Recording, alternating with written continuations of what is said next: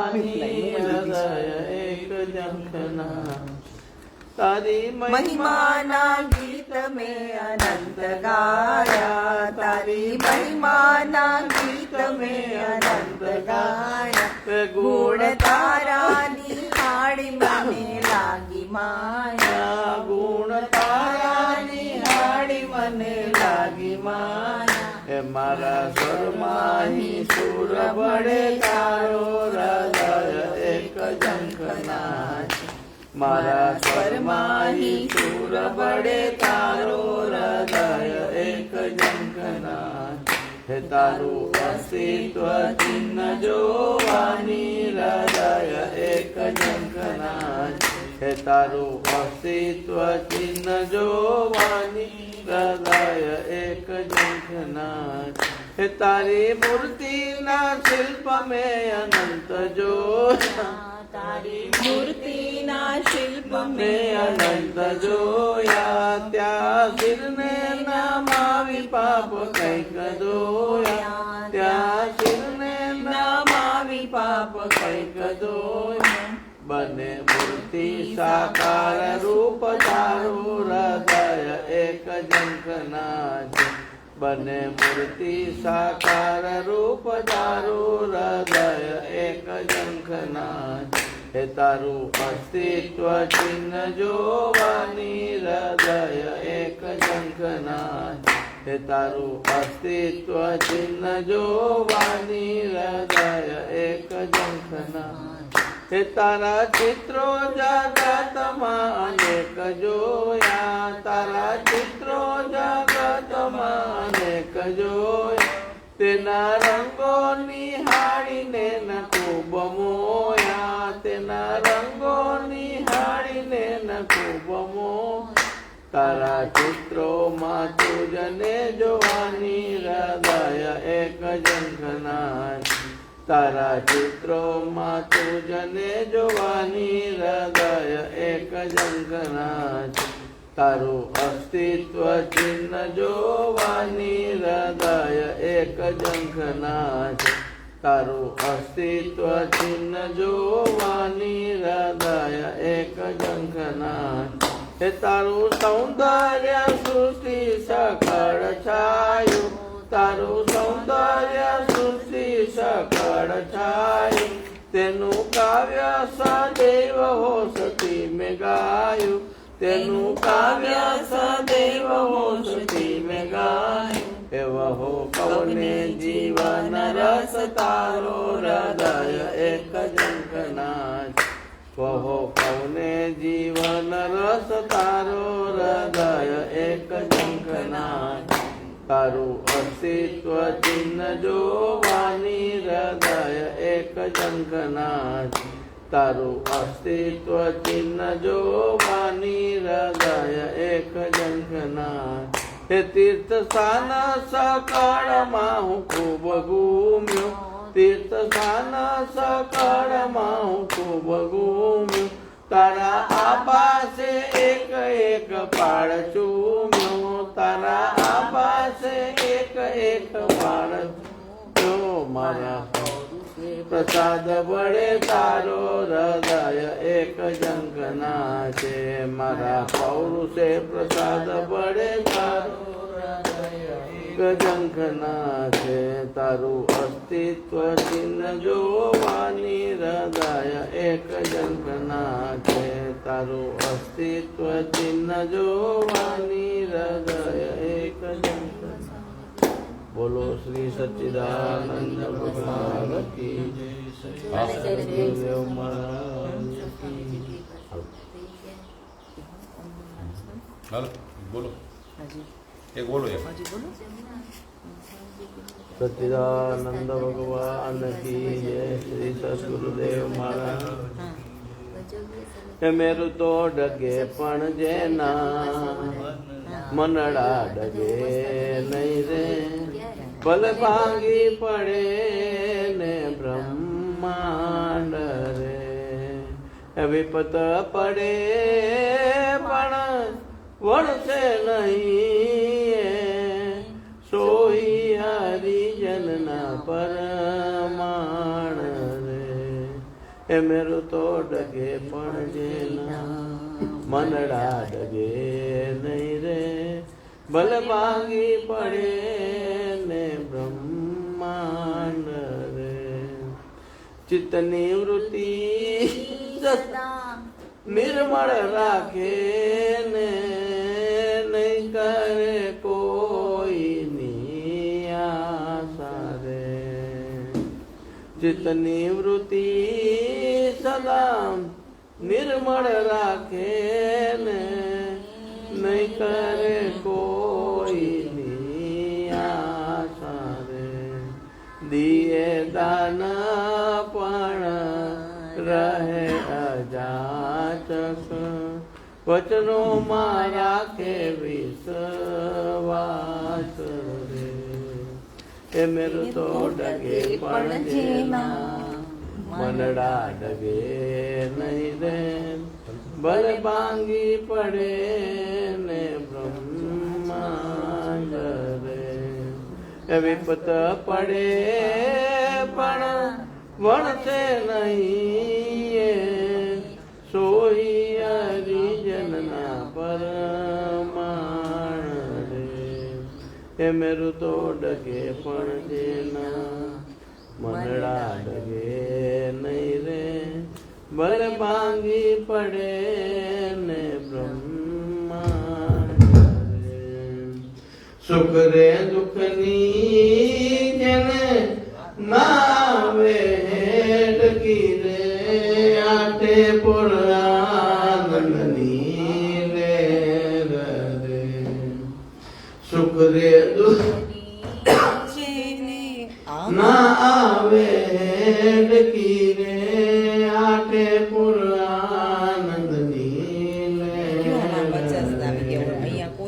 નિત્ય રહે સત સંગ્રમા એ તો તોડે રે માયા કેરી જાડ રે કે મેરું તો ડગે પણ જેના મનડા ડગે નહીં રે ભલે ભાંગી પડે ને બ્રહ્માંડ રે વિપત પડે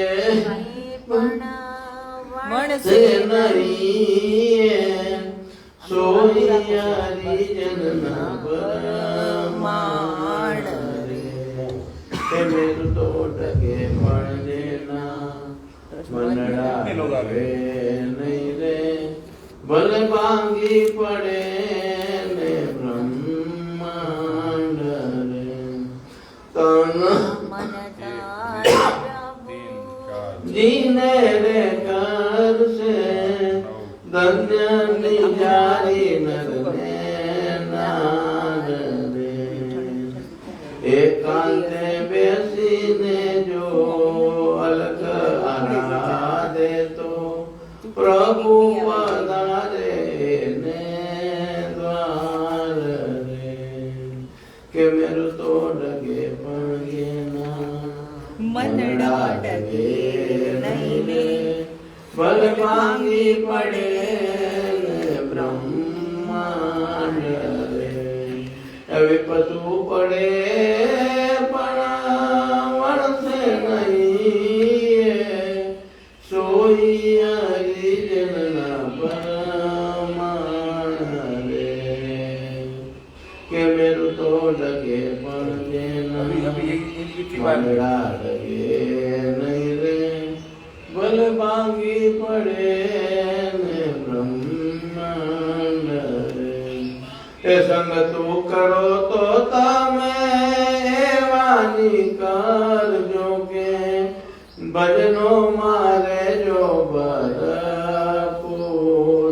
રે એ સંગ તું કરો તો તમે એવાની કરજો કે ભજનો મારે જો ભરપૂર રે એ ગંગા સતી રે બોલ્યા રે પાનબાઈ જના નયનો માં વરસે સાચા નૂર રે એ મેરું તો ડગે પણ જેના मन लागे नहीं रे भल मांगी पड़े ने ब्रह्मांड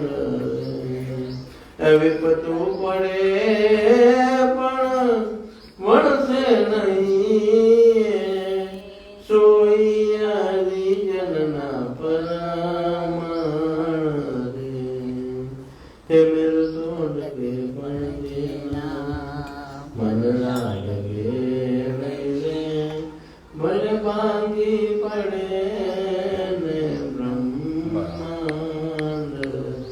बोलो श्री ચા વગરનું પાણી પી લે. એ રીતે આવો ઉકળે ઉકાળી દો થોડી તો પી લે કાંઈ એ શિવાની નામ બોલો. હા હા હા હા થોડું એક લગાવો આ લોકો પહોંચી જાય બધા. ચાલુ તો એટલે થઈ ગઈ છે હે ચા થઈ ગઈ ઓલમોસ્ટ રેડી જેવી છે કર દો 1 મિનિટમાં. છે આ દ્યો શિવાની નામ બોલીએ પાછું.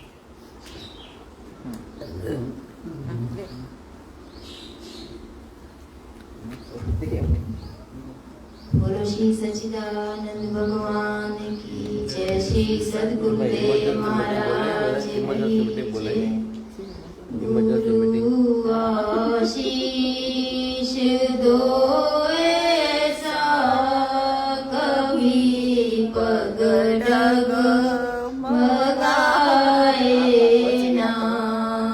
गुरु आशीष दो ऐसा कभी पग डग मगाए ना। सत्य की राह से हट कर कहीं हम दूर जाए ना। सत्य की राह से हट कर कहीं हम दूर जाए ना। गुरु आशीष दो ऐसा कभी पग डग मगाए ना। पाप और पुण्य की गठरी हमारे सामने रखी। पाप और पुण्य की गठरी हमारे सामने रखी। गलत गठरी उठाए ना। गुरु आशीष दो ऐसा गलत गठरी उठाए ना। गुरु आशीष दो ऐसा गुरु आशीष दो ऐसा कभी मगाए ना। अमीरी और गरीबी से हमारा वास्ता कैसा। अमीरी और गरीबी से हमारा वास्ता कैसा। यह मोह माया का बंधन किसी के काम आए ना। गुरु आशीष दो ऐसा कभी पग डग मगाए ना। हमें जीवन दिया जिसने क्या थोड़ी मेहरबानी है। हमें जीवन दिया जिसने मेहरबानी है। प्राण जाए तो जाए पर गुरु तेरी आस जाए ना। प्राण जाए तो जाए पर गुरु तेरी आस जाए ना। गुरु आशीष दो ऐसा कभी पग डगमगाए ना। कभी पग डगमगाए ना। बोलो श्री सच्चिदानंद भगवान। जय श्री सद्गुरुदेव महाराज।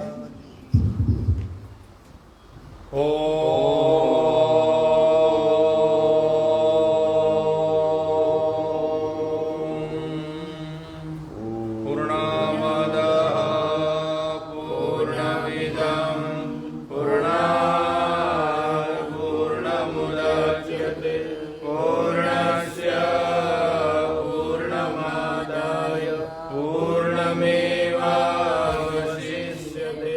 ॐ शान्ति शान्ति शान्ति। बोलो श्री सच्चिदानंद भगवान की जय। श्री सद्गुरुदेव महाराज की जय। गुरुर्ब्रह्मा गुरुर्विष्णु गुरुर्देवो महेश्वर गुरुर्साक्षात् परब्रह्म तस्मै श्री गुरवे नमः। वेद वेदांत सन्निष्ठां श्रोत्रियं बोधरूपिणं चिदानंद रसास्वादं प्रकाशं परमं नुमः। ईश्वरो गुरुरात्मेति मूर्तिभेदा विभागिनि व्योमवद्व्याप्तदेहाय दक्षिणामूर्तये नमः। बोलो श्री सच्चिदानंद भगवान की जय। श्री सद्गुरुदेव महाराज। ध्येय सदा सवितृमंडल मध्यवर्ती नारायण सरसिजासन सन्निविष्टः केयूरवान् मकरकुण्डलवान् किरीटी हारे हिरण्मय बभूधृत शङ्खचक्र जपाकुसुम शङ्कासं काश्यपेयं महाद्युतिं तमोरिं सर्वपापघ्नं प्रणतोस्मि दिवाकरम्। हर रविवार को सत्संग होगा ही होगा। स्वामी जी बाई चांस बाहर गांव जाए तो भी रविवार को आश्रम में सत्संग होगा। छोटा रूप होगा लेकिन रविवार को सत्संग का टाइम में सत्संग होगा ही। आज हम सबको पता नहीं था, फिर भी हम बैठे थे यहाँ नीचे प्रेमानंद महाराज का सत्संग सुन रहे थे। अभी बाबा जी सत्संग कर रहे थे, हम सुन रहे थे। हाँ, अभी बंटू भैया भजन गा रहे थे। राजीव है जो सिरमौर वाला, वो लाइव कर रहा है। अमर भाई जी बैठे हैं, रमेश भाई बैठे हैं। सत्संग चल रहा है अभी लाइव, तो हम सुन रहे थे। तो महाराज जी आए तो वो बोले सत्संग करना ही, तो हम तो यहाँ बैठ गए। सत्संग होना चाहिए। दोपहर को खाने को तो 30 आदमी थे। अभी सत्संग में सब आलस चढ़े, भजन करण को आलसी, भोजन को होशियार, तुलसी ऐसे जीव को बार बार धिक्कार, ऐसा बोला है। ना आज मिसअंडरस्टैंडिंग हुई महाराज। मिसअंडरस्टैंडिंग। अब ये इतने साल हो गए, करीबन 2000 साल से ऊपर। क्रिश्चियनों में हमेशा इतवार के दिन प्रेयर जाएगी। सत्संग कुछ नहीं है, वो खाली वो बाइबल जो है वो पढ़ते हैं बस। पर वो जाते सब है, घंटी बजेगी और वो सब वहाँ बोल रहे हैं, आवाज नहीं आ रही। और वो दिन का नाम ही उन्होंने होली डे नाम है अच्छा उसका, हाँ वो हॉलीडे कर दिया उन्होंने। अब नहीं तो होली डे रखा है उसका नाम, यानी पवित्र दिन। पवित्र दिन। एक दिन वो भगवान को याद करना है, ऐसा मानते हैं। 7 दिन डाउट है तो तुम रहो, मजे करो, एक તમે दिन પૂછી લો भगवान મને को याद करो। મારે આને મને કીધું તું પણ કાંઈ હતું જ નહીં પાછળ લગાવી દે કઈ કોઈ તને કોઈ ના કહે કે હું અમે સંભાળ લઈશ हॉलीडे कर થઈ दिया। જાય તેમાં કાંઈ वो વાંધો क्या નહીં करना है अभी? महाराज वो इसमें बोल रहे हैं आवाज नहीं आ रही है उनके लिए 15-20 आदमी आ गए यहाँ ज्यादा है महाराज इधर से दिखाया मैंने अभी बहुत लोग हैं वो लोग क्यों नाम और जो वहां से निकले हैं जामनगर से वो भी इसमें देख रहे हैं महाराज सब बस चले जाए दरवाजा कहीं टेंशन ना करो तारा तो खा पी के सब चले गए। आवाज करो रितुआल को बोलना चाहिए सबको। रितुआल वैसे और दिन जो शाम को वो करते थे वो बंद हुआ है, अच्छा लेकिन रितुआल का तो रहता ही है हमेशा। आज कहाँ है हिमाचल में किसके घर है सत्संग पता नहीं किसी का घर है, वो फोन आया था सवेरे, घर में सत्संग रखा है, पता नहीं किसने फोन किया था। यार आपको पता चल जाएगा देखने से घर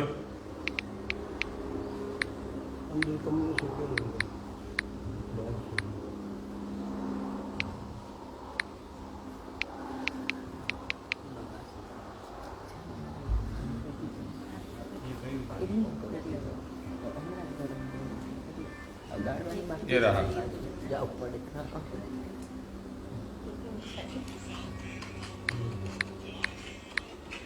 कुमार कहते तो है? राजीव कुमार। वो तो सिरमौर का लड़का है वो कर रहा है अच्छा ये અમિતા લોકો આવે ના પાડી દે.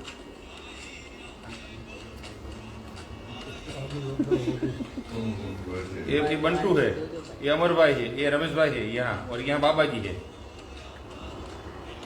घर पता नहीं चल रहा है मुझे, मैंने लिखा है बताओ। किसके घर सत्संग हो रहा है, लेकिन अब जवाब नहीं आया। बताओ बताओ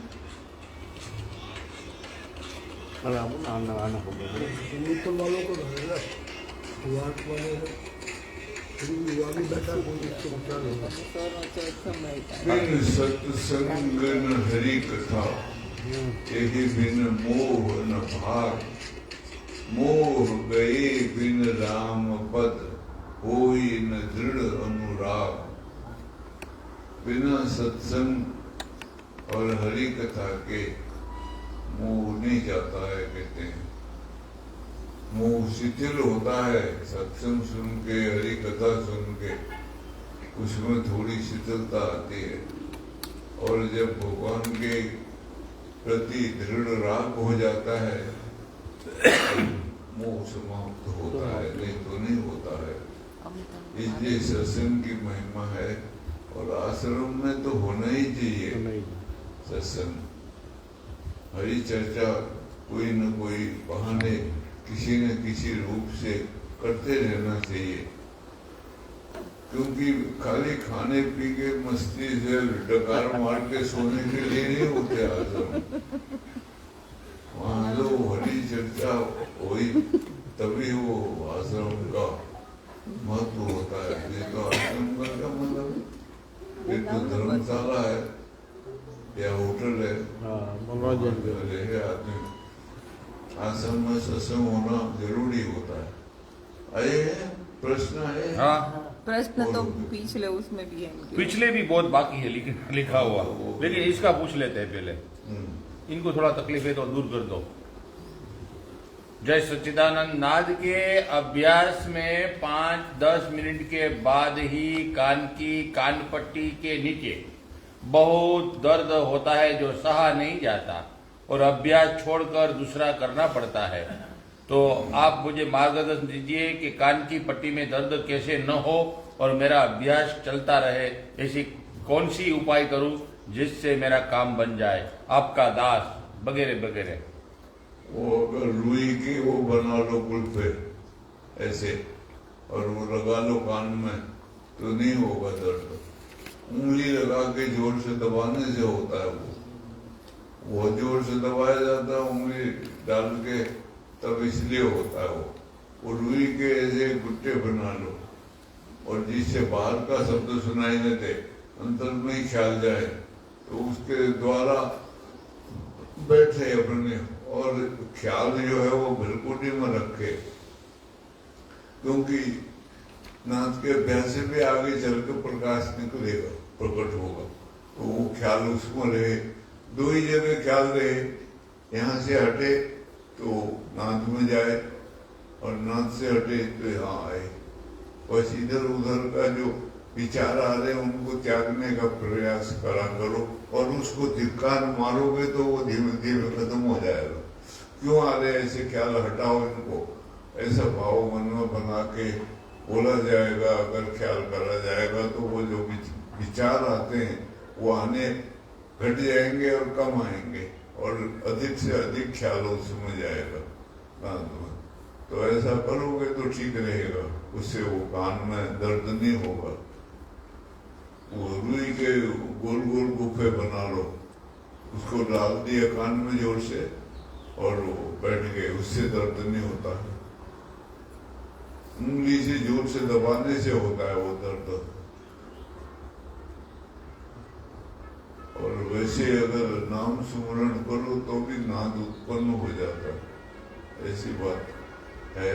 धीरे धीरे श्वास पूरा लेके नाभि और उससे नीचे तक ले जाके, और बराबर ख्याल उसमें रहे, तो थोड़े समय के बाद नाद प्रकट हो जाता है।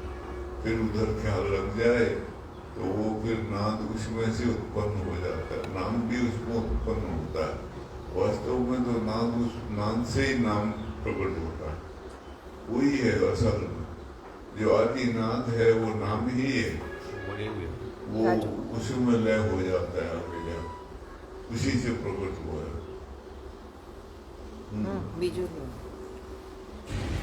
ये लास्ट टाइम में प्रश्न था, 2-3 प्रश्न लास्ट टाइम के थे।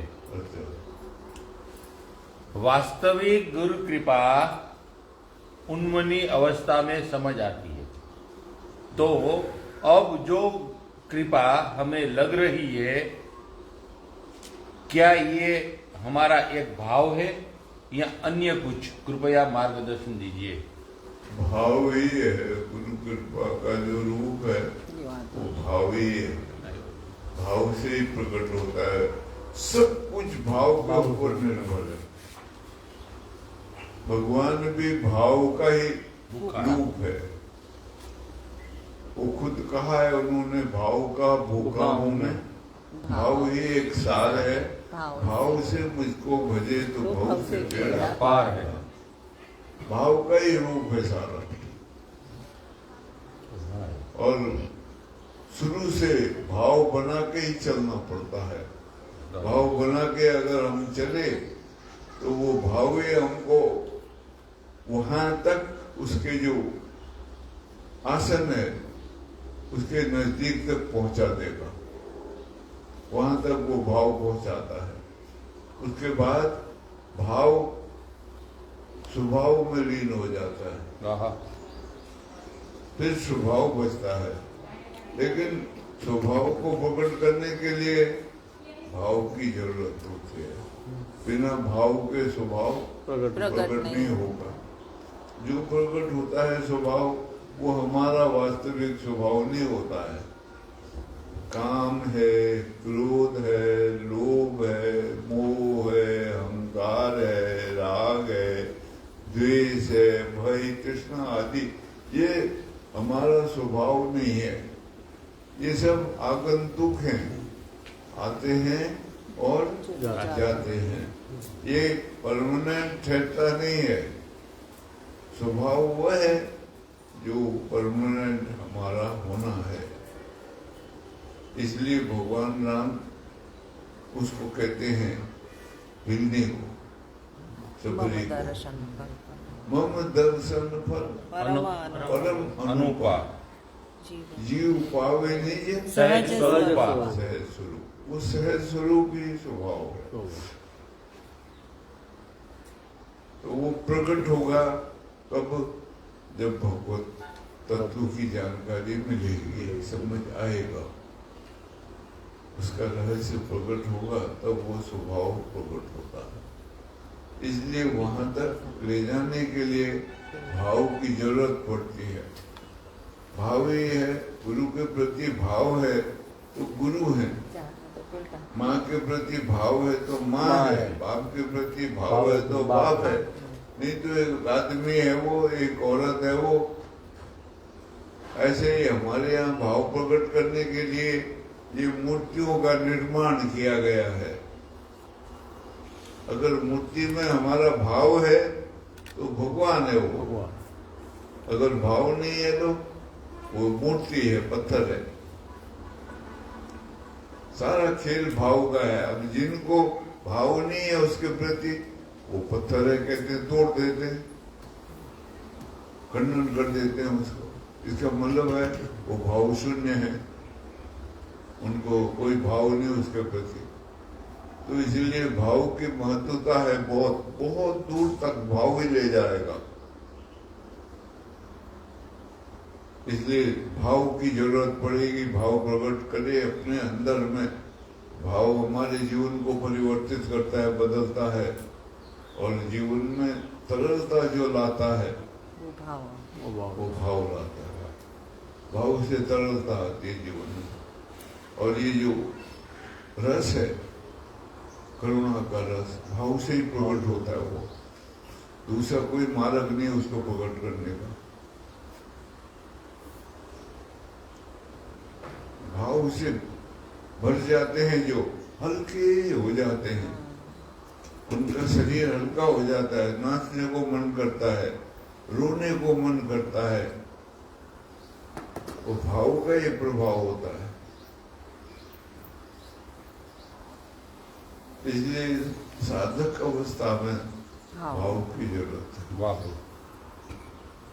भाव की जरूरत है वो महाभाव तक, उस स्वभाव तक प्राप्त करने के लिए। वो जब स्वभाव पैदा होता है तो भाव उसके साथ एक हो जाता है, युक्त हो जाता है।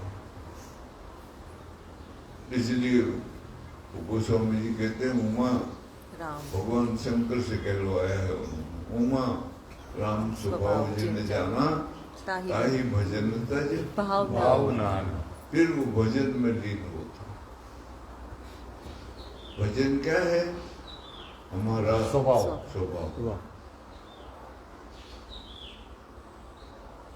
वही है वास्तविक स्वभाव। हमको नहीं समझ आती है, अभी कहना पड़ता है भजन करो, भजन करो, क्योंकि हम जानते ही करने की भाषा है, होने की भाषा तो जानते ही नहीं हो। इसलिए प्रयास करना पड़ता है। भाव प्रकट हो जाएगा तो भजन होने लगेगा, हमेशा भजन होगा, क्योंकि हमारे अंदर भाव होगा भगवत प्राप्ति का, उसके साथ युक्त होने का। उससे भगवान को कोई फायदा नहीं है। किसको फायदा है? हमको ही उसका लाभ मिलेगा, क्योंकि हमारा स्वभाव जो है वो ढक गया है, वो प्रकट नहीं हो रहा है, उसको नहीं जान पा रहे हम, नहीं देख पा रहे हैं, ऐसा है। एक अभी आपके साथ बाला हनुमान गए थे, वह चित्र के नीचे लिखा था, बहुत अच्छा लगा मुझे। अभिनव सच्चिदानंद सरस्वती शंकराचार्य महाराज द्वारका के अभी है उनके गुरु जी, वो बैठे थे। तब प्रेमभुक्ष जी महाराज द्वारका गए तो वहां कोई वाड़ी का नाम लिखा है। वो वाड़ी में इनको आमंत्रण दिया कि हमारा यहाँ कीर्तन होगा, लेकिन कीर्तन ऐसा लिखा है भाव से होगा, तो आप पधारेंगे। ये इन्होंने नाम सुना था इनका, तो ये देखने गए कि मैं भी आऊंगा देखने के लिए। तो उसको एक आसन दिया, शंकराचार्य महाराज बैठे, वो चित्र में जो है ऊपर सामने चित्र है, शंकराचार्य महाराज यहाँ बैठे और लोग 4-5-6 लोग यहाँ बैठे, 4-5 और प्रेमभुक्ष जी महाराज खड़े हो गए और पेट दिखाया इतना बड़ा, और ऐसा वहां लिखा है कि 3 घंटे तक फुदुड़ी चलते रहे। इतना भाव में आ गए तो उन्होंने भी कहा कि भाई कई महापुरुष देखे लेकिन इतना भाव वाले महापुरुष को नहीं देखा।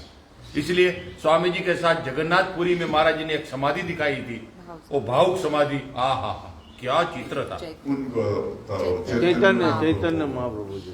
वो मैंने एक महात्मा को देखा, हरिदास नाम था, वृंदावन में, वो जहाँ अखंडानंद जी का आश्रम है उसके सामने आश्रम है उनका। अभी तो बहुत समय से शरीर छूट गया, अखंडानंद जी से पहले उनका शरीर छूट गया था बहुत। तो वो 8 घंटे तक नाचते रहे, 8 घंटे तक, पसीने से लथपथ सारा शरीर। वो कीर्तन ही करते थे वो, और कीर्तन उनको होश नहीं रहता था नाचने का, इतना नाचते थे। हरिदास नाम था। हाँ।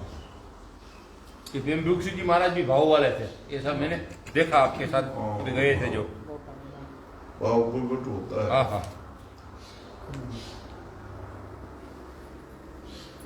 ओम नमो नारायण।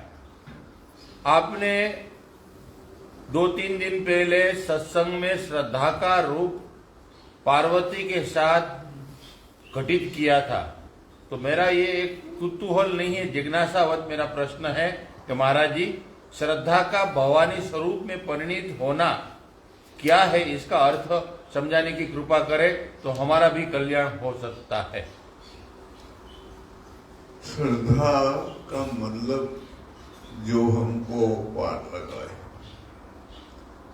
बिना श्रद्धा के इस मार्ग में कोई नहीं चलता है। इस मार्ग में चलने के लिए श्रद्धा की जरूरत पड़ती है। इसलिए योग शास्त्र पहले श्रद्धा को बोलता है। वो जो बोला है भगवान राम ने, प्रथम भक्ति संतन कर संगा, दूसरी रति कथा प्रसंगा। बगैर श्रद्धा के साधु संतों का संग नहीं होगा कभी भी। अगर होगा तो मजाक में ऐसे होगा, दूसरे ढंग से। श्रद्धा होगी तो हम उनकी सेवा आदि कर पाएंगे। श्रद्धा का महत्व है। श्रद्धा के बिना कुछ नहीं होता है। अभी तुलसीदास जी ने भवानी को श्रद्धा कहा है, और वो एक उदाहरण से समझाया है। पहले शुरू में आता है, एक बार त्रेता युग माही शंभु गए कुंभक ऋषि पाही। ऐसा पहले वर्णन आता है। त्रेता युग में एक बार शंकर भगवान कुंभक ऋषि के पास गए।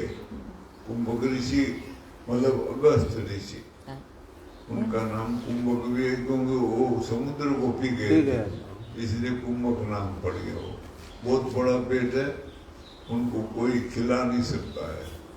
वो एक बार पार्वती ने उनको घर बुलाया भोजन के लिए, तो भगवान शंकर फंस गए। अब वो खाते जाएं, जितने गण आए सब पकाने लगे, सब उनका पेट न भरे, खाते जाए। तब वो घबराए, उन्होंने कहा पार्वती तुमने किसको बुला दिया? ये तो समुद्र को पी जाता है, ऐसा ऋषि है। अब इसको ना कहें तो गुस्सा करेगा और ये साफ सूप भी दे देंगे तो काम खराब होगा। तो वो विष्णु भगवान के पास गए, बोला ऐसे ऐसे कुंभक ऋषि को पार्वती ने बुला दिया और वो आगे खाने के लिए, और बैठे हो तो खत्म ही नहीं हो रहा। आज 3 दिन हो गए खाई जा रही, और सारे गण लगाए हुए पकाने में। तो विष्णु भगवान हंसने लगे, बोला अच्छा चलो मारता हूँ। तो भगवान विष्णु आए, उन्होंने ऋषि को कहा नमस्कार, हाथ जोड़े। ऋषि ने भी हाथ जोड़े उनको। बोला कैसे आए? बोला मैं भी आमंत्रित था आपके साथ, लेकिन मैं इसलिए लेट आया क्योंकि मैंने कहा पहले आप थोड़ा खा लोगे, और मैं तो थोड़ा सा खाता हूँ, फिर मैं उठ जाऊंगा तो आपको भी उठना पड़ेगा, वो दिखाना पड़ेगा क्या नाम सभ्यता। तो तो इसलिए मैं लेट आया। मैंने कहा खा लेने दो थोड़ा, अब आया हूँ, आप काफी पेट भर गया होगा आपका, 3 दिन हो गए आपको आए हुए। तो भगवान विष्णु खा के उठ गए, तो अब वो कुंभक ऋषि को भी उठना पड़ा। ऐसा कहानी है। तो वो ये यहाँ तुलसीदास जी कहते हैं, एक बार त्रेता युग माही शंभु गए कुंभक ऋषि पाही, कहत सुनत रघुकरी करवाता, तहाँ कुछ काल रहे त्रिपुराता। वहां पर भगवान शंकर कुछ समय रहे। संग सती जग जननी भवानी, पूजे ऋषि अखिलेश्वर जानी। संग में सती माता जग जननी भवानी कहा है, और ऋषि ने उनकी पूजा करी, अखिलेश्वर है वो बड़े, उनको जाने। तो वहां फिर कुछ समय भगवान वो रहे, कथा वार्ता सुनते रहे। कहत सुनत रघुकर वाता, तहाँ कुछ काल रहे त्रिपुराता। मुनि से मांगे विदा त्रिपुरारी, संग चले दक्ष कुमारी। वहां पर वो जब जननी भवानी ने वापिसी में दक्ष कुमारी, क्यों? यहाँ जब ऋषि कथा सुना रहे थे तो ये नहीं सुन, शंकर भगवान सुन रहे थे बड़े प्रेम से, और ये नहीं, लेकिन इसने नहीं सुना। इसने कहा ये ऋषि हमारे को पूज रहा और फिर हमारे को कथा सुना रहा, तो उसका भाव बदल नहीं गया आया उसका। वाह। इसलिए अब वो जो श्रद्धा थी वो ऋषि पर नहीं बनी, राम कथा पर नहीं बनी, तो वो फिर एक जन्म लेना पड़ा उसको, दक्ष कुमारी।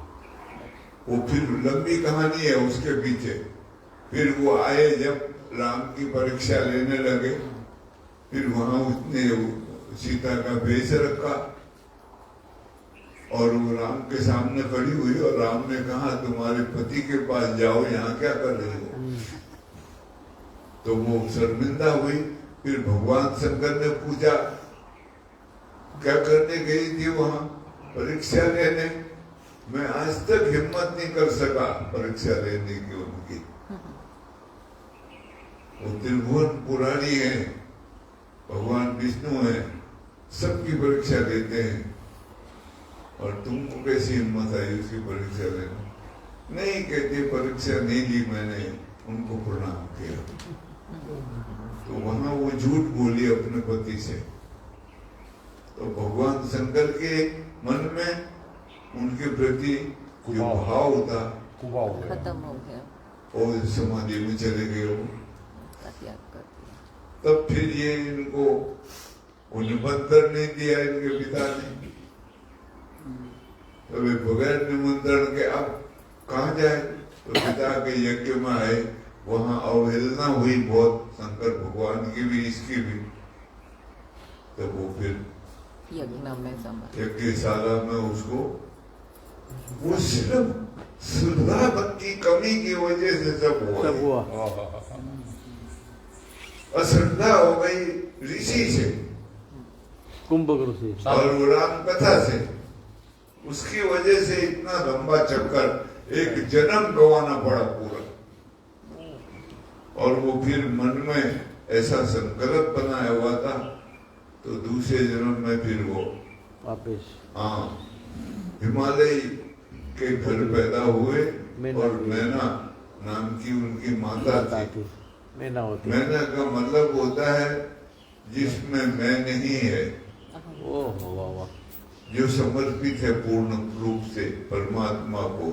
और पर्वतराज का मतलब होता है जो अडिग है, अडिग विश्वास है उसका, पूर्ण विश्वास है। तो इसलिए यहाँ वो जब दोबारा विवाह हुआ, भगवान शंकर से लंबी तपस्या करनी पड़ी बहुत, फिर भगवान से विवाह हुआ, तब फिर श्रद्धा पूर्वक बहुत ही श्रद्धा से पूछा कि कौन है राम? वही राम है जिनको आप पूछते हो, दशरथ के पुत्र हैं या कोई और है? तब वहां पर वो भगवान शंकर कहते हैं, उनको सुनाते हैं कथा। कैसे? मगन ध्यान रस दर्द जुग, पुनि मन बाहर लीन, रघुपति चरित महेश तब, हर्षिते वर्णन की। वाह वाह। भगवान शंकर 2 घड़ी पर्वत ध्यान के रस में डूब गए। मगन ध्यान रस शब्द आया है। अब हर एक को ध्यान का रस नहीं मिलता है। जिसको ध्यान का थोड़ा रस मिलेगा वो नियम पूर्वक ध्यान करेगा हमेशा। ऐसा नहीं अभी टाइम मिला तो कर लिया जाए, कल को टाइम नहीं तो नहीं। वो नियम बांध के उसका रस लेंगे। उसको मिला है, समझ आई है, समझ से ही रस प्राप्त होता है, बगैर समझ के नहीं होता रस। ये ऐसा खुश्क रस है बहुत कि वो वैसे झड़ता नहीं है, समझ से प्राप्त हो। तब उसके लिए गोस्वामी जी कहते हैं, रचि महेश निज मानस राखा। रामायण कहाँ की? मानस में। रचि महेश निज मानस राखा, पाई सुसमय शिवासन घन। श्रद्धा हुई है उसको तो वो शिव जी उसको सुनाएंगे, स्वामी सुनाएंगे। शिवासन भाषा, उसको अमर कथा भी कहते हैं। ताते रामचरित मानस वर, धरे हो नाम ही हेरी हरसि हर। कहते हैं इसलिए इसका नाम रामचरित मानस, क्योंकि ये शंकर के मानस में था। राम के जो चरित्र हैं वो शंकर भगवान के मानस में है। तुलसीदास जी अपने ऊपर नहीं लेंगे, वो भगवान शंकर का वहां देंगे। ताते रामचरित मानस वर, धरे हूँ नाम ही हरसि हर। भगवान शंकर ने उसका नाम रखा। कहो कथा सोई परम सुहाई।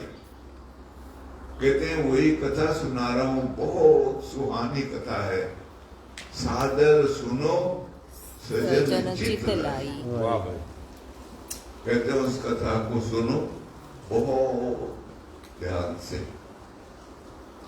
श्रोता वक्ता ज्ञान निध, कथा राम के गुण। कहते हैं श्रोता वक्ता दोनों ज्ञान की निधि होनी चाहिए। श्रोता भी ज्ञानी हो और सुनने वाला भी, क्योंकि राम की कथा गूढ़ है, बहुत गूढ़ है। श्रोता वक्ता ज्ञान निधि, कथा राम की गूढ़। किमी समझो मैं मूढ़ मति, कली मली गृह से विमूढ़। कहते हैं मैं कैसे समझाऊं, मैं तो मूढ़ मती हूं कह रहे, क्योंकि मेरी बुद्धि कली काल ने हट ली। वो कथा के बारे में है, इसलिए वहां श्रद्धा का महत्व है। श्रद्धा को वही भवानी का रूप किया है। वही श्रद्धा पैदा हो जाए तो बस बात लग गई। क्योंकि श्रद्धा होगी तभी सत्संग में जाएंगे, श्रद्धा होगी सत्ग्रंथ पढ़ेंगे, श्रद्धा होगी साधु संतों की सेवा करेंगे, किसी महापुरुष के शरण जाएंगे। श्रद्धा नहीं है तो ये कुछ भी नहीं होगा। इसलिए श्रद्धा को भवानी कहा है, जो भौरव से पार करने वाला, पार करती है, पार ले जाती है, उसको श्रद्धा को भवानी का रूप दिया। श्रद्धावान लभते ज्ञानम। श्रद्धावान को ही ज्ञान प्राप्त उपलब्धि होती है। पर वो शर्त रखी है वहाँ, तत्पर इंद्रियों पर संयम हो। ज्ञानम लब्ध्वा परा शांति, मचिरेणाति गच्छति। मचान पर ऊपर मचान पर चढ़ जाता है वो, वहाँ गति हो जाती है उसमें, ऊंची मेड़ी। वहाँ से वो सब देखता है कौन जानवर आ रहा खेत चरने के लिए, कोई नहीं आ सकता, वो मारेगा, पत्थर भगा देगा सब। देवराहा बाबा मचान पे ही ठहरे ना। हाँ ऊपर ही रहते हैं। भाई आप सबको पता ही होगा ये दक्ष कुमारिका और भवानी दोनों के बीच में क्या अंतर है। इनका इतिहास शास्त्र में जो लिखा है वो पत्थर पर लिखा हुआ है। आप कभी जाइए कनखल में और वहां दक्ष प्रजापति का मंदिर है, उसके ऊपर सब प्रकार के श्लोक पत्थर में वो घड़े हैं, बहुत ही अच्छा लिखा है। और जो वहां स्नान नहीं करता तो हरिद्वार की यात्रा पूरी नहीं मानी जाती। इसलिए कभी जाओ हरिद्वार तो कनखल में जरूर स्नान करना, ऐसा वहां लिखा है। आनंदमय के आश्रम में बिल्कुल सामने, एकदम बिल्कुल सामने दक्ष प्रजापति का बड़ा मंदिर है और वहां लिखा हुआ है। उसके दुमंजे में भी एक महात्मा अपना रहता जन्म जन्म, हाँ उसने मोहब्बत बनवाया है, वो भंडारे में भी आता है।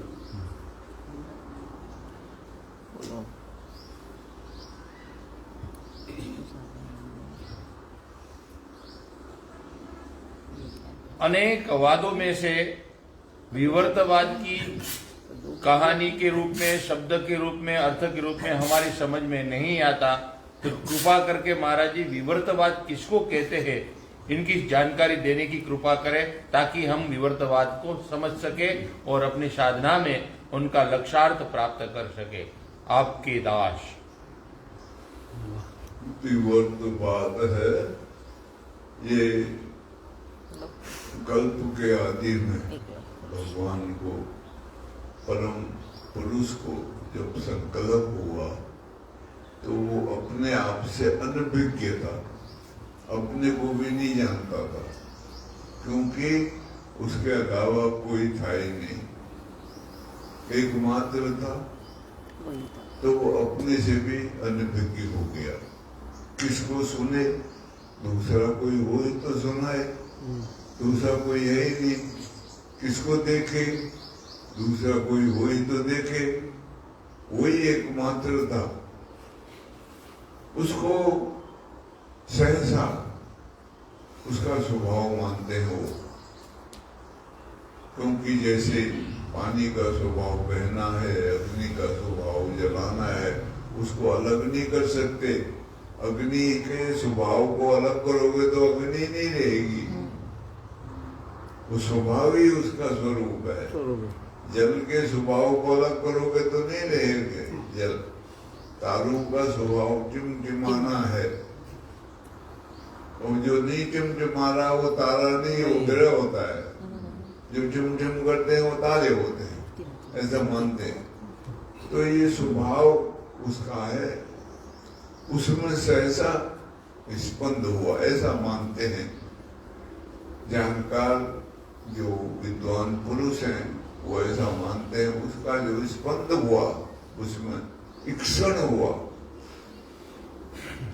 तो उसने अपने को जाना, देखा, अब मैं हूँ, हाँ मैं हूँ, एकमात्र हूँ, और मेरे अलावा कोई नहीं है, मैं ही हूँ बस। फिर उसके अंदर एक भाव पैदा हुआ अपने आप को जानने कि दूसरे को बनाओ, दूसरे को तैयार करो, ताकि खेल खेलना है। बोलो, इसलिए लीला कहते हैं, उसके कार्य को लीला कहते हैं। क्यों? कोई प्रयोजन नहीं है, कुछ लेना देना नहीं है, कोई मतलब नहीं है।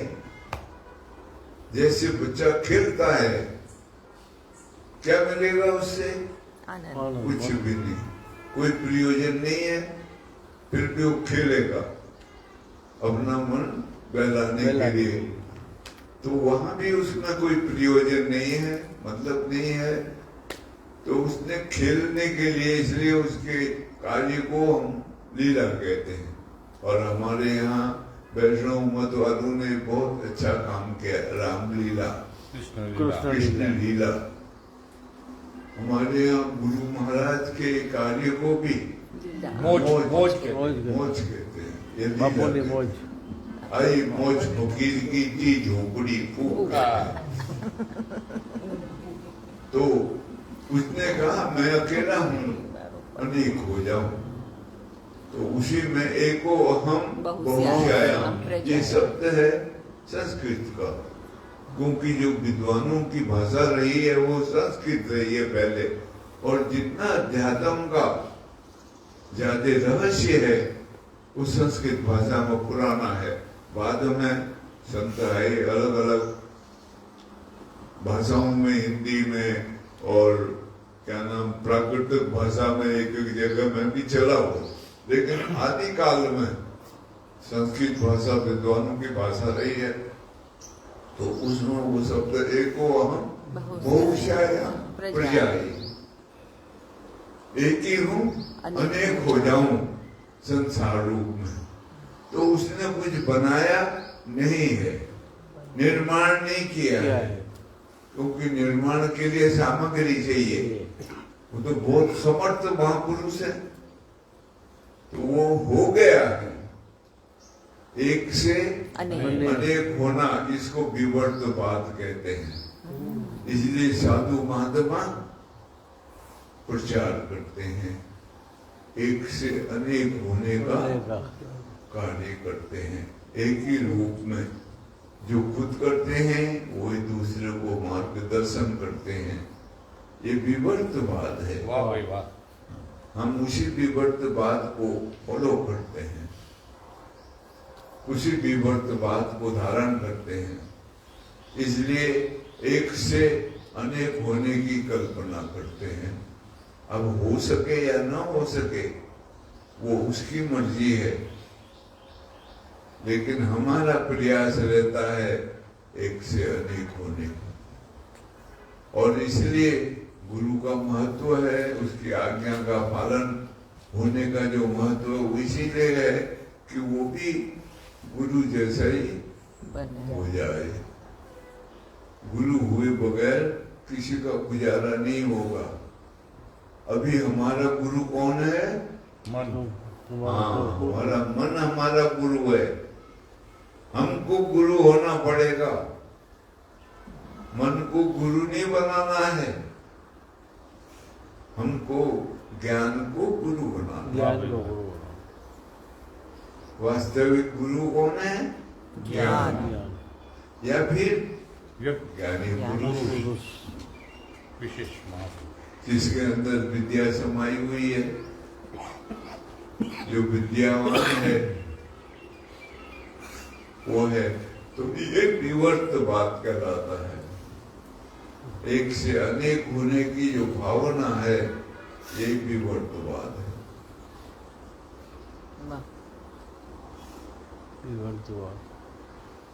वाह वाह।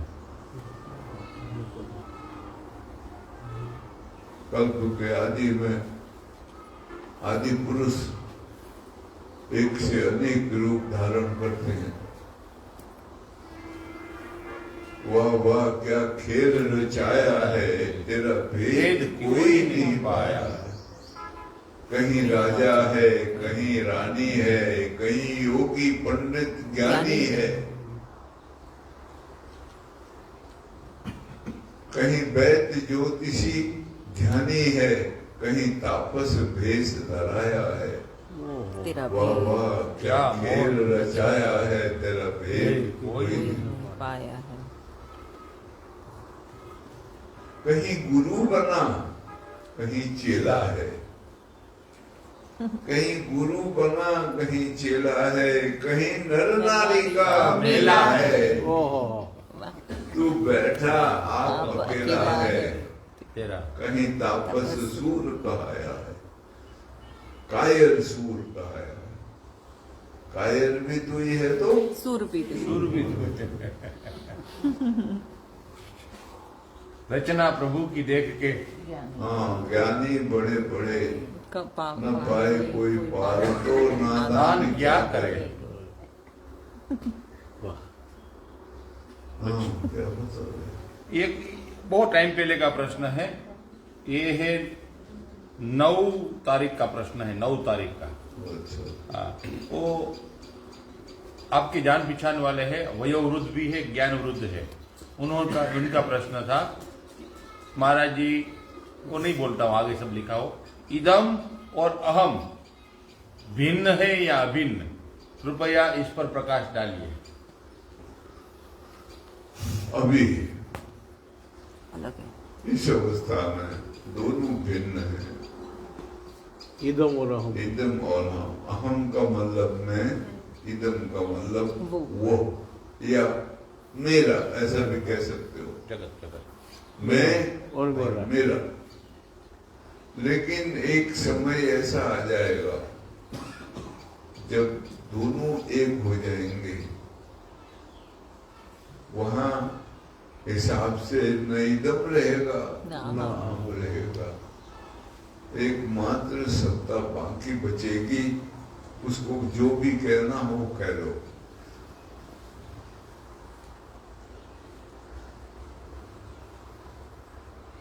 अभी दोनों अलग अलग हैं इस अवस्था में। मैं अलग हूं और मेरा अलग है, क्योंकि इदम होगा तो मेरा होगा या तुम्हारा होगा। यत्र द्वैतम तत्र नरकम, तत्र नैकम, यत्र द्वैतम तत्र भयम। जहां द्वैत है वहां भय है, जो द्वैत है वही नरक है।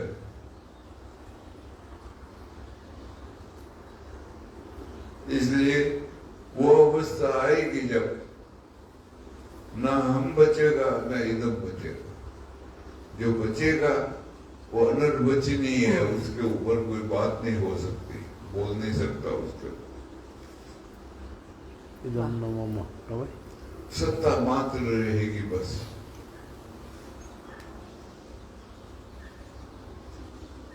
उसमें एक अवस्था आएगी और उसमें इदम नहीं रहेगा, अहम रहेगा। अच्छा, अहम रहता है। हाँ, एक अवस्था है, उससे नैतिक बिल्कुल बाद में वो भी नहीं रहेगा, बिल्कुल नजदीक की अवस्था, हम भी नहीं रहेगा। उसी को हंता करके बुलाते हैं ये लोग। अरिहंत उसी का नाम है। अरिहंत का मतलब होता है जिसने अपने सारे दुश्मनों का नाश कर दिया, मार दिए सारे दुश्मन, कोई नहीं बचा। अगर देखना हो तो कभी बुद्ध की मूर्ति को देखना, उसके अंदर वो चित्र बने होते हैं, वो मार रहे होते हैं उनको। काम है, क्रोध है, लोभ है, सबको बड़ से मारते हैं, दिखाते हैं ऐसा। बुद्धि सत्व प्राप्त होने के लिए उनका वध करना बहुत जरूरी है, ऐसी मान्यता है उनमें। और ये जैन मत में अरिहंत कहते हैं उसको, इसलिए वो नमस्कार है, ओम नमो अरिहंताणम। उसको नमस्कार करते हैं। वो सबसे पहले ओम नमो अरिहंताणम, फिर दूसरा ओम नमो सिद्धाणम, सिद्धाणम, सिद्धाणम, ओम नमो सिद्धाणम, सर्व साधु आयरणीयम। हाँ, तीसरा है आचार्य, हाँ, चौथा है लोहे सर्व साधु, लेकिन पढ़ते नहीं है, खिलाते भी नहीं, निकाल देते। बोला है खाली लोहे, लोहे मतलब लोक में पूरे लोग बोलना सरल होता है ना, इसलिए बोलते हैं, पढ़ते कराते नहीं है।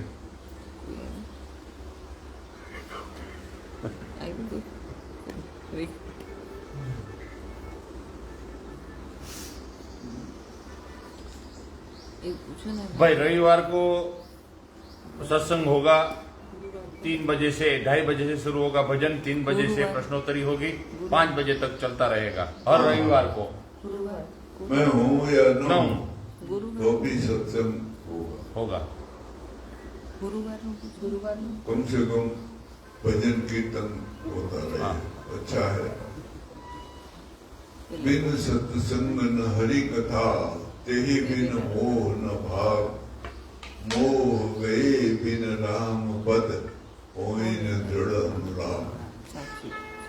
बिना सत्संग और हरि कथा के मोह रूपी राक्षस नहीं भागता। पुराणों में, शास्त्रों में मोह को राक्षस का रूप दिया है।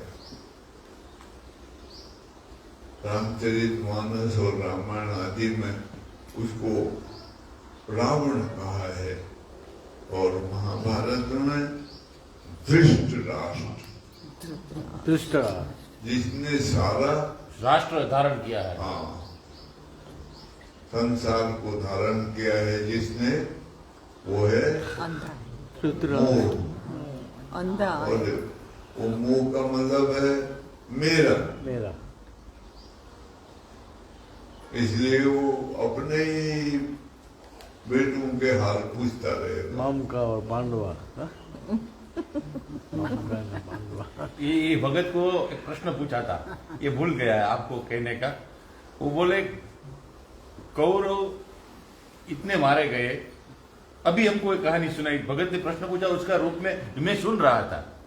तो एक महात्मा इनको समझा रहे थे कि भगत आपके प्रश्न के उत्तर में मैं आपको पुराण के उदाहरण देकर समझाऊं।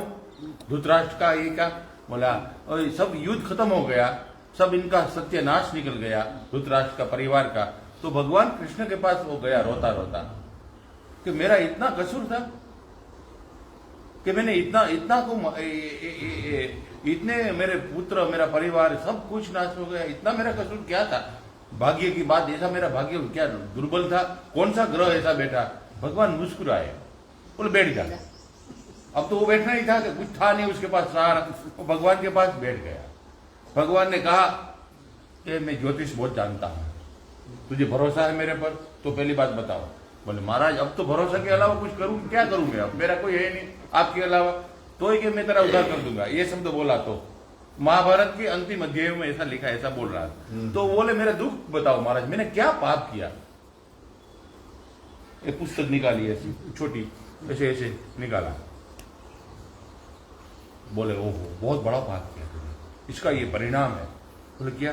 बोले पूर्व जन्म में आज 10 जन्म पहले तूने तेरे बड़ा तू राक्षस, बड़ा जबरा राजा था राक्षस, और तू सोया था और तेरे घर बहुत लोग आए अलग अलग प्रदेशों से, और तूने सबका स्वागत किया, और तेरे आदमी को तूने छुट्टी दे दी थी, कोई था नहीं तेरे पास। तो राजा था लेकिन वो ऐसे आदमी नहीं थे, थोड़े थोड़े थे। वो बोले हमको भोजन करना है, मांस खाना है, मांस। उस जमाने में चलता होगा पता नहीं, मैं तो उसमें इतना नहीं हूं, लेकिन उसने जो शब्द बोला था वो बोल रहा, वही डिटो, मेरा घर का एक शब्द नहीं। वो बोले मांस खाना है, तो बोले कोई बात नहीं खिलाता हूं। वो गया ढूंढने के लिए, कोई मिला नहीं। बहुत गया तो पानी का सरोवर छोटा था, उसके पास एक खड्डा था, उसमें 100 अंडे थे। वो अंडे सब हंस के थे। वो अंडा लाया, 100 अंडा लाया, उसका मांस बनाकर उनको खिलाया। और वो जब हंस वहां आया, हंसनी, तो देखा उसने मेरा अंडा नहीं है। बोले जितने मारा इसका कुछ भी हो जाए, इसके 100 बच्चा मर जाएंगे, क्योंकि मेरे 100 अंडे मार दिए। ये तेरा पाप है, याद कर। उनको कुछ ऐसा यंत्र चलाया, उनको यहाँ दबाया होगा कृष्ण ने, और वो चालू कर दिया, तो देखा हाँ मैंने मारा है। बोले इनका ये परिणाम है। कोई बिना परिणाम, बिना कर्म का यहाँ कोई फल अपने आप तो मिलता ही नहीं। ये तेरा परिणाम है, तूने उसके 100 अंडे मारे, तो इसने तेरे 100 पुत्र मारे। वो कहानी भगत को सुनाई, याद आएगी? इसको याद आ गया।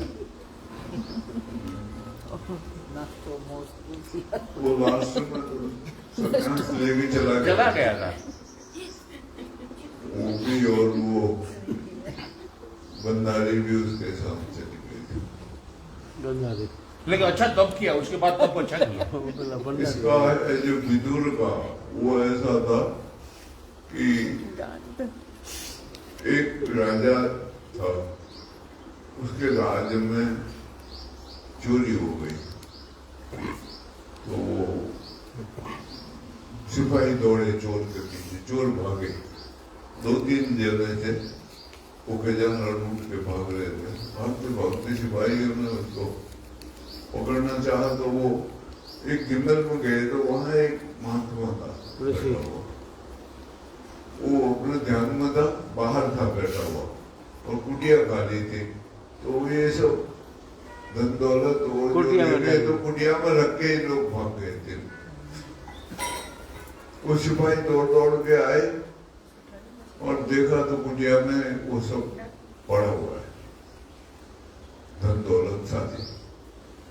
तो बोला ये साला महात्मा है, ये यहाँ घूम चला। पुराने जमाने में दाढ़ी बाल तो सबको होते थे, नहीं तो थे नहीं इतने, हर एक की दाढ़ी बाल होते।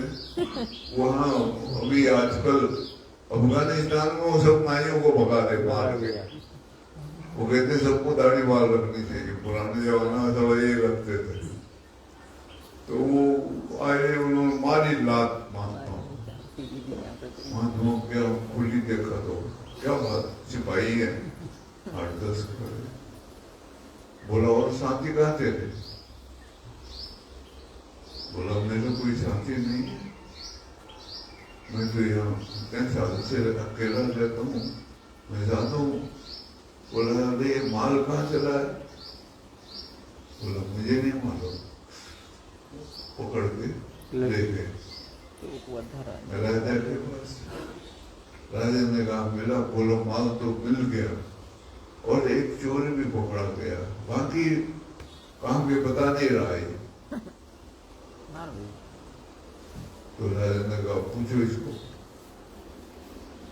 उससे कबूल करवाओ। मार पड़ी।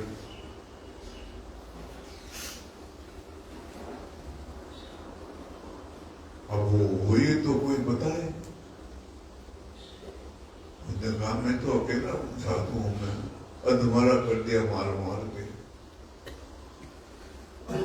तो उसने कहा यार ये मेरे कर्मों का फल मुझे मिल रहा है, पर मैंने ऐसा कौन सा कर्म किया?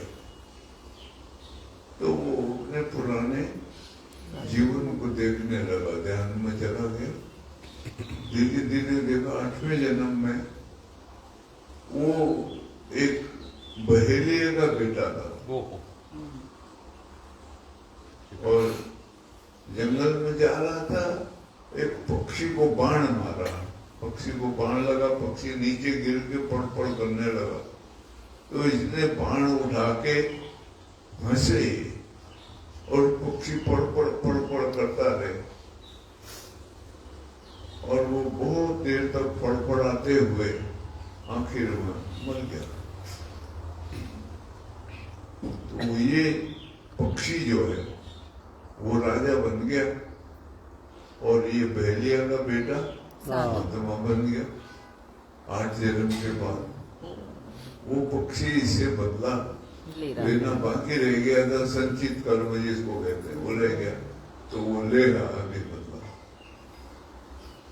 तो इसने कहा धर्मराज से, मैं तो छोटा बच्चा था और इतना बड़ा तुमने कसूर किया, मेरे को वो दंड दे रहा, मेरा तो खत्म हो जाना चाहिए। उसके बाद तो मैंने सब अच्छे काम किए, दंड खत्म होना चाहिए।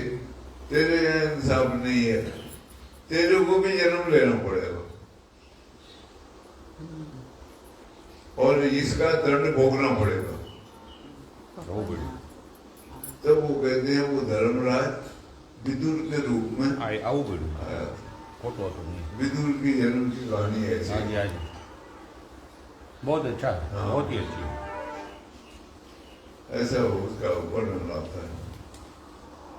तो फिर ये राजा ने बाद में इसको छोड़ दिया था, चला गया। तो ऐसा होता है, कर्मों का जो सिद्धांत है वो छोड़ता नहीं है, वो छोड़ता नहीं, वो भोगना ही पड़ता है।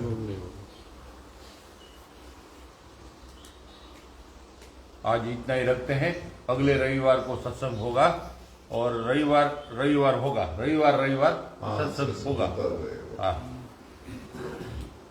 बोलो सच्चिदानंद भगवान की जय। श्री सद्गुरुदेव।